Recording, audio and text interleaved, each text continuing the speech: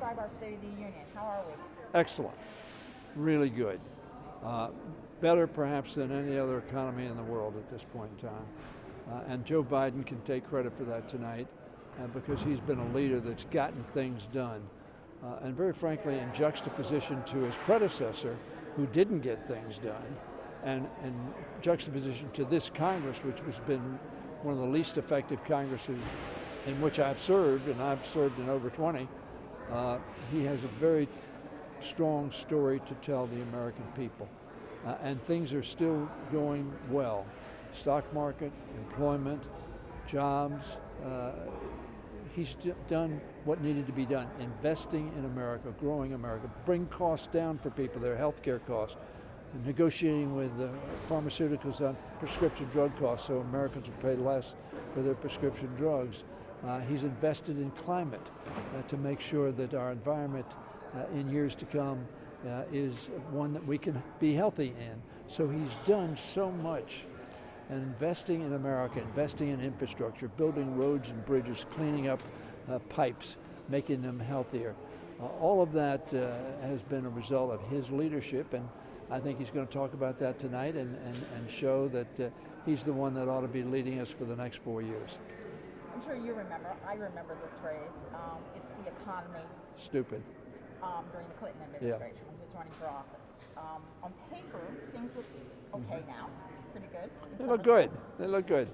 But the American people don't feel that way. How do you reconcile that for the American people who aren't feeling it? Well, let me tell you what I think happens. Yeah, they hear good statistics, and they go to the grocery store and they see that grocery prices are high. They go to the gasoline station and they see the gasoline station, and most of us do that at least once a week, maybe sometimes twice a week.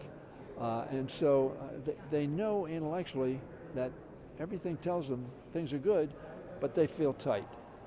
And what Joe Biden is doing and what we have done in the last Congress was adopt policies that will bring costs down, that will give them health care that they can afford. We'll make sure that prescription drugs are not high. Make sure insulin, which some people were paying $300, $400, $700, $800 for, $35, because they need that. That's life-giving. So I think what's going to happen when they go to the polls, they're going to see a candidate who is a divider and a candidate who is a unifier. They're going to see a candidate who the rest of the world respects and one who the rest of the world fears and doesn't have confidence in.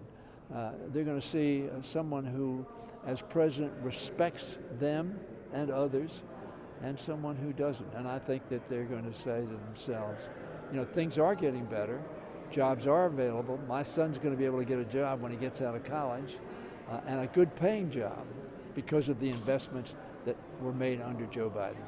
What does the president need to do tonight?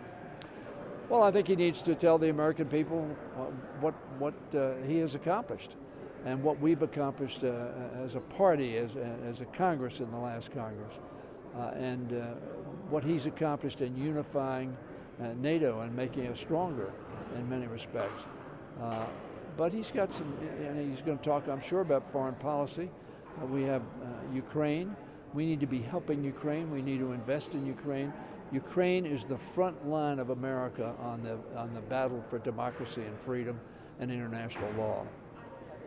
What about Gaza and Israel? I think he's going to talk about Gaza and Israel. He's going to say Israel needed to respond to the heinous, criminal, awful attack made on Israelis by Hamas, and that they have to defeat Hamas.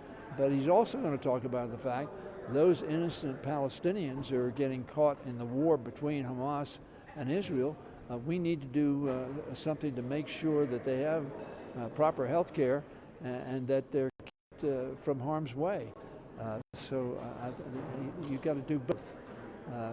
Defeat and get rid of Hamas, who continues to threaten Israel, who says we want to kill Jews and kick them off the land and into the Mediterranean and eliminate Israel.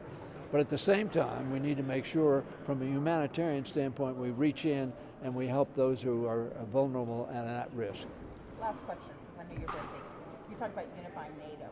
How do we unify the branches of government to get stuff done, especially in an election year? You elect people who want to work together, not simply make political points, not harangue the other side, not who have a very narrow my way or no way attitude. That's how you do it.